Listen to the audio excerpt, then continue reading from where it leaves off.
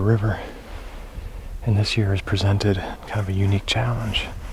With all the rain that we got, the river's so high. Aaron and I scouted this exact spot this summer. And normally, we're able to just walk across it with rubber boots or hip waders. So what we've done to be able to get across the river is we brought in a kayak. And essentially we're gonna have our own little ferry service here. The river is 36 yards wide, so it's 110 feet.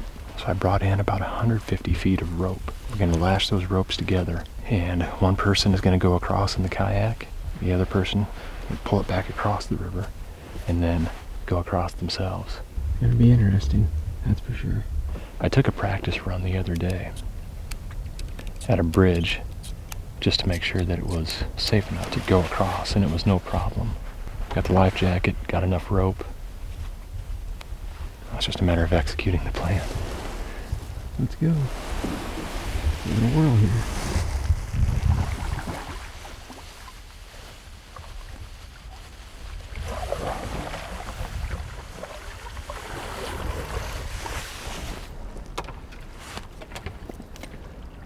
Well, we made it, but barely. The current was a little bit stronger than we anticipated.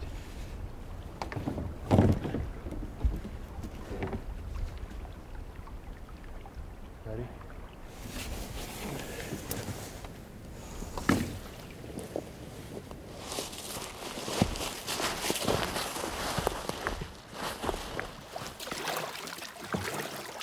I made it!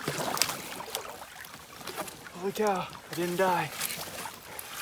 What a rodeo. I wish you guys could have seen it, but I had to set the camera down to basically keep the rope from going in the river. We made it over here somehow. We're crazier than heck. Crazier than heck. Everything went smooth coming across, and I got right here and had all that rope in the water. I was just basically trying to finish and try to push myself up to the bank here.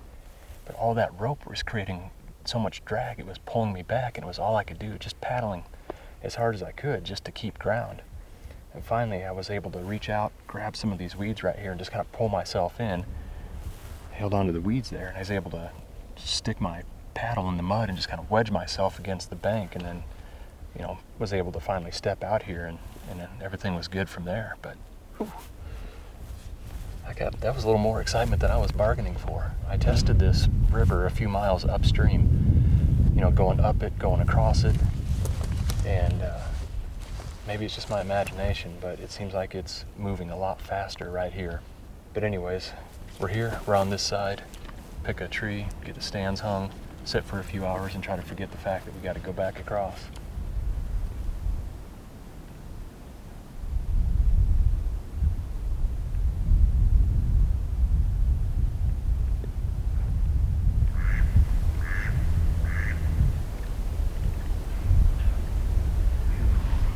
There she is.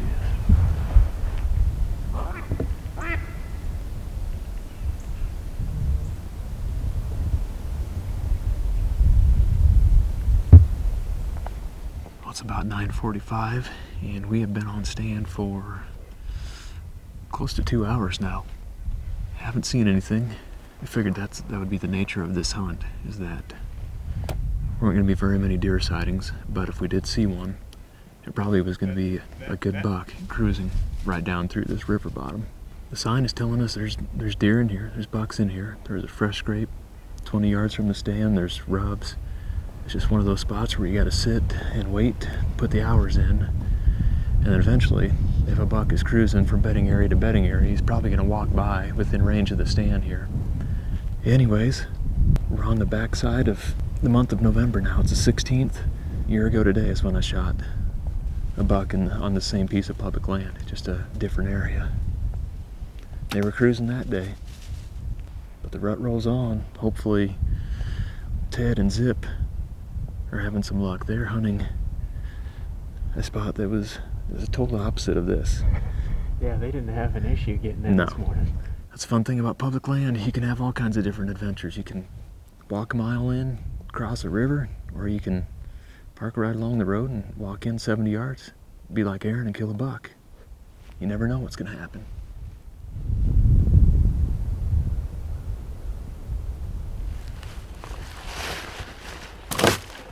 There's our endless pile of rope for the morning. A kayak. And the river.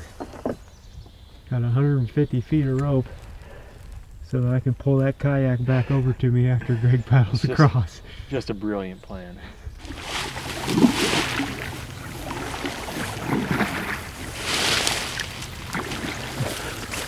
That was way better.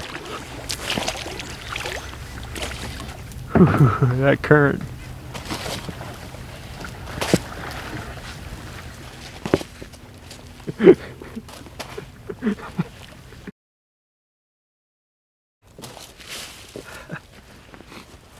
See you guys on the other side.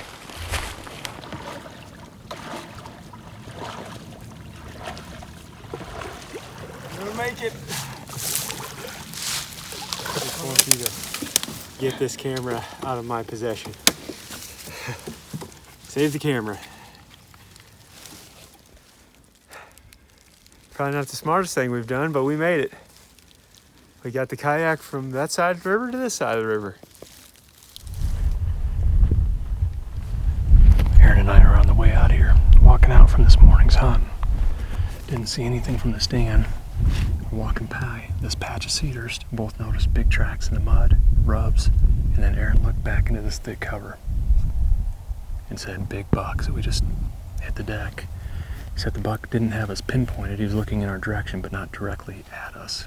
So it's possible that he just has a doe in there.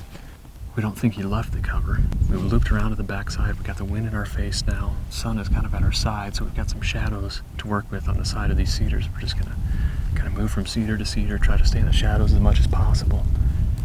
I marked on Onyx where he was at. So we're just gonna work in, get close to where we thought he last was, and maybe try to call him out of there.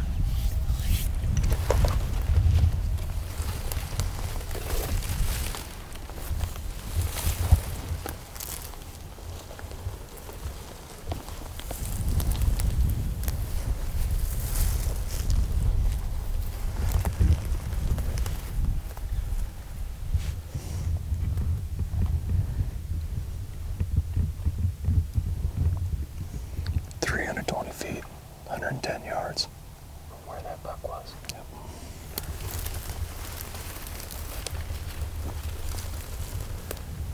Yeah, this is better.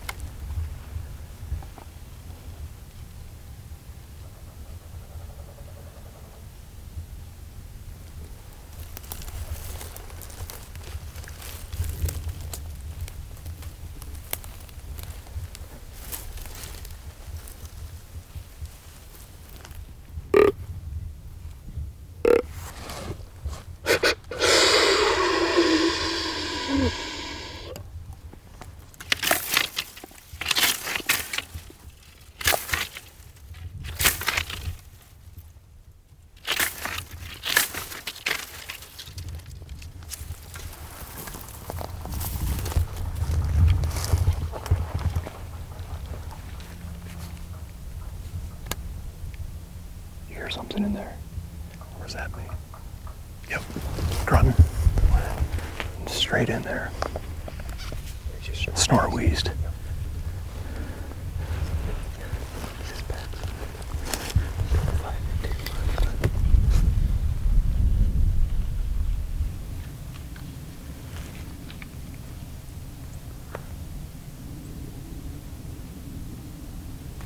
There's more over there now.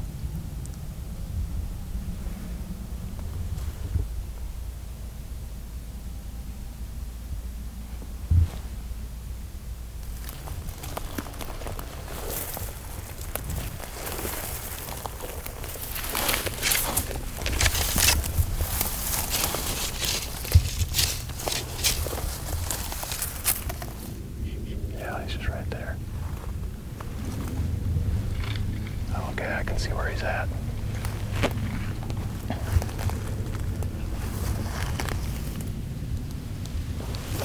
right back through there. Yes. He's coming out. Coming right at us. Be just to the right of that cedar. I can't see the right cedar.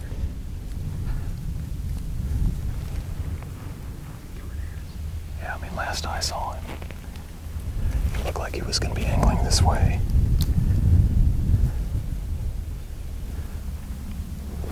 I haven't seen him cross through.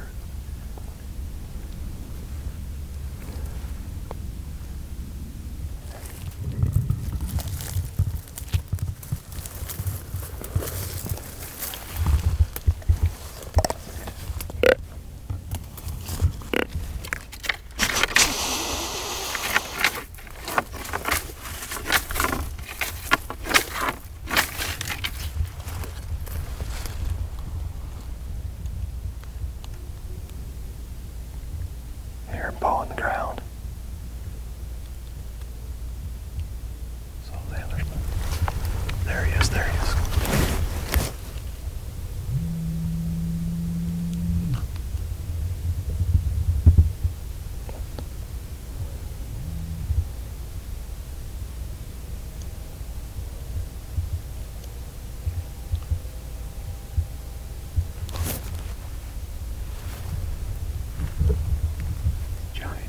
He's huge, yeah, absolutely.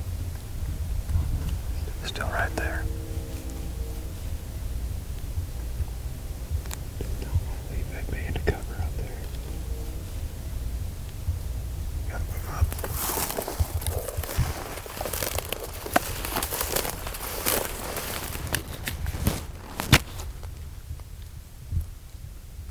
What at us?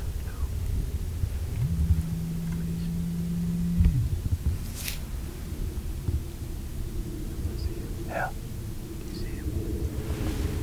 With the doe. Walking towards us. They might be coming out into this opening.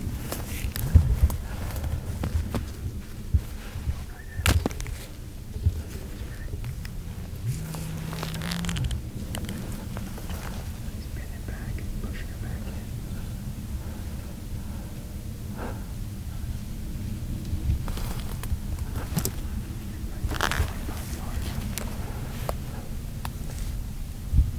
They're moving right.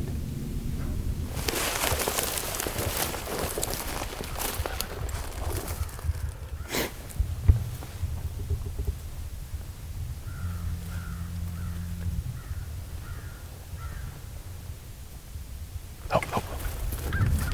Doe's running right at us. She just heard you.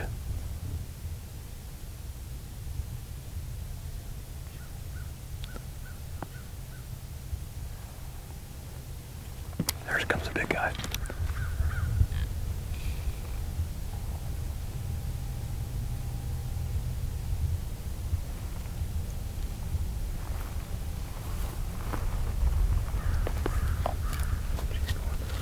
Yeah.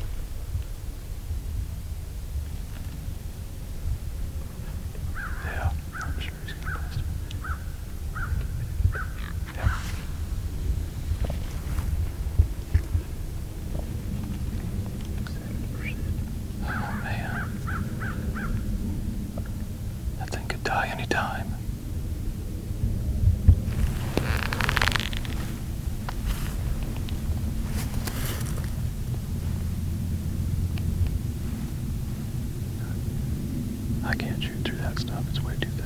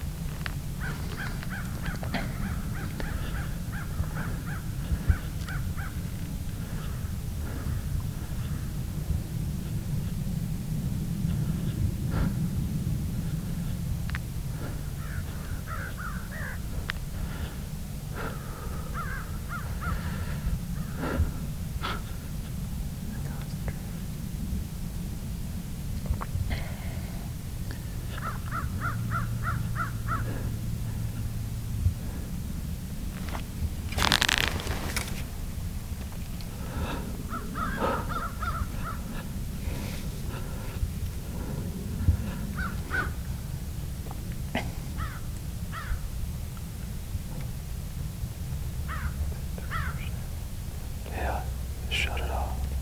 If he moves, just turn it back on quick.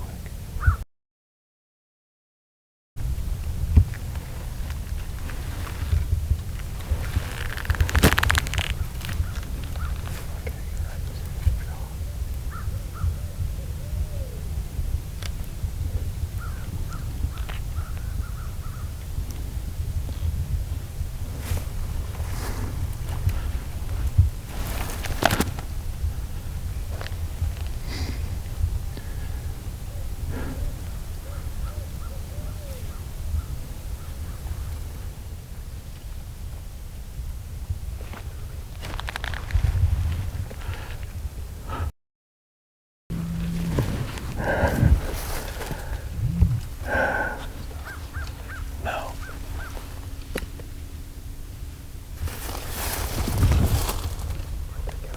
Across the road.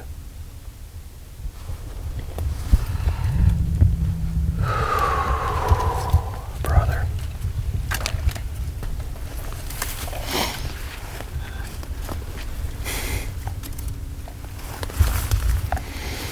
Well, that concludes a 3-hour stalk on that buck and doe.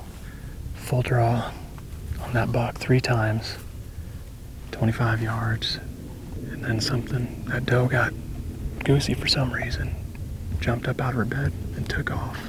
I don't think we have any footage of it, but that doe bedded down 25 yards away, and it felt like it was just going to be a matter of time before she was going to get up and make some kind of move, and he was going to follow her. Aaron had to cut the camera for the last half hour. He's had to cut the camera just because there's so little battery life left. Crazy.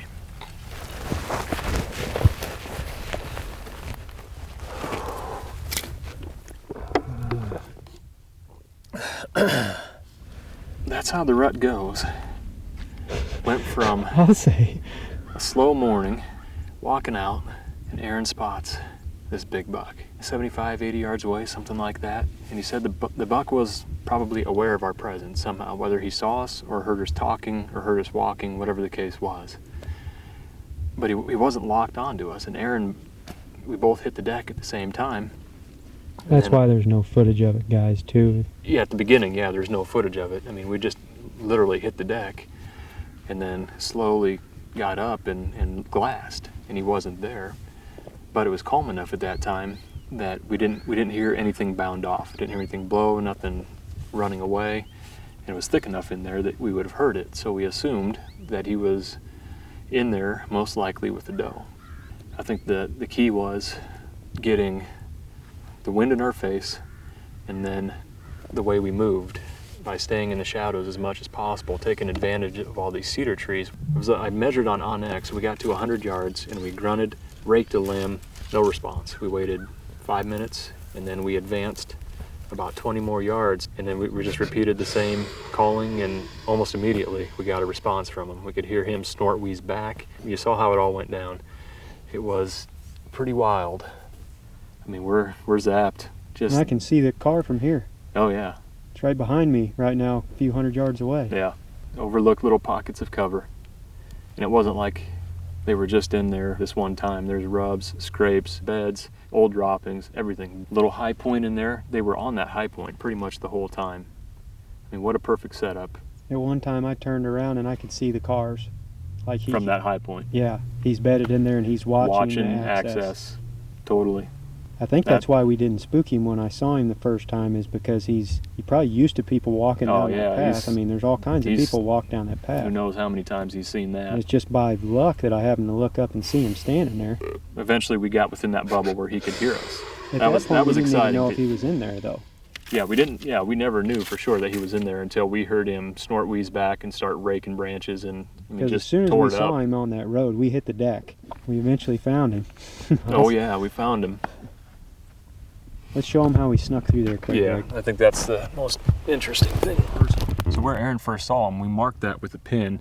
So we just snuck around to the back side, and once we got here, we just plotted out a route. We picked the best line of cedars and then just slowly worked our way from cedar to cedar, staying in the shadows, just working our way along these trails as much as possible. Once we got a little farther in there, we're actually intentionally trying to make noise, especially once we knew he was there. We're basically just trying to sound like a buck. I took a stick and was raking branches with it. We were walking and grunting, just trying to emulate as many different sounds that a buck would make or a deer would make as they're moving through thick cover like this. Made our way back to him, found him, got him fired up. Couldn't quite bring him out of that pocket, that little high point. He basically just stayed back in there the whole time and started to move that doe out. You know, we got real close there. But as you can see how thick it is, you know, it was going to be really difficult to get a shot. It was going to have to work out perfectly to where he would, you know, maybe step in something in an opening like this. But for the most part, you know, they stayed in thicker cover. I'm not interested in trying to force an arrow through all this brush and get a deflection. Didn't see anything all day. I had the debacle with the kayak this morning, walking out, and then Aaron spots that buck, and then the game is on from there. The game was afoot. Oh yeah, the game was afoot. That was a 3-hour ordeal right there. Yeah. One thing we try to do on every hunt is learn some kind of lesson, take something away. And there was a lot of them on this hunt, not least of which is to make sure you remember your spare battery when you're stalking a deer. But one thing I wanted to talk about quick was how useful it was to have marked that buck's location on onX, and a couple different ways that it helped us on that stalk. Where we first encountered the buck, where Aaron saw him, we had assumed that he didn't just completely leave the area, that he probably just ducked back into that patch of cover. So my first instinct was to mark that location on the map, and then we circled around to the back side of the cover to get the wind in our face, and then to come up with a plan for moving in and stalking that buck. So as we moved around to the back side of that patch of cover, everything kind of started to look different. That visual marker that I had identified where we first encountered the buck, you know, it was a little bit harder to tell exactly where that was at because there were so many cedars in there, but we were able to pull up onX again, look at that location that we had marked where that buck was at, or where we assumed he was at. And that gave us a lot more confidence to know exactly where we were going. And also we could see on the map that there was a line of cedars that was kind of leading towards his location. So we knew that we could move from cedar to cedar and stay in those shadows and get close to where we could call and try to bring him out of the cover. So as we moved in on the buck, another thing that was really helpful with having his location marked was the ability to measure from where we were at to where we assumed he was at. And our first setup where we did the calling sequence was about 100 yards away, and did the sequence, no response. We waited about 5 minutes, and at that point it'd be easy to kind of second guess yourself or think that maybe the buck had moved off. But as Aaron and I got to talking about it, we figured at 100 yards there was a good chance that that buck just couldn't actually hear us. So then at that point we decided to push in another 25 yards to get within about 70 to 80 yards and do another calling sequence. And at that point we got within that bubble, and there was no doubt the buck heard us that time because he immediately responded back. You know, at that point we were in the game, and over the course of the next 2 hours we were able to continue to move in on him. Got within range of him several different times, came to full draw on at least 3 different occasions, but just couldn't get a clear shot at him. We use onX for pretty much everything we do, whether it's hunting, scouting, fishing, hiking, but this was a new one for us. You know, spotting a buck in some thick cover, marking its location, you know, it gave us a lot more confidence as we were moving in on that buck in that thick cover. As always, thank you guys for watching. We appreciate your support. We've got more content coming your way. Jake is up in Wisconsin for the gun season, going to be spending some time hunting with Dan Infalt, and we'll continue to be hard at it here in Iowa, trying to fill our tags before the gun season comes in here. See you guys on the next episode.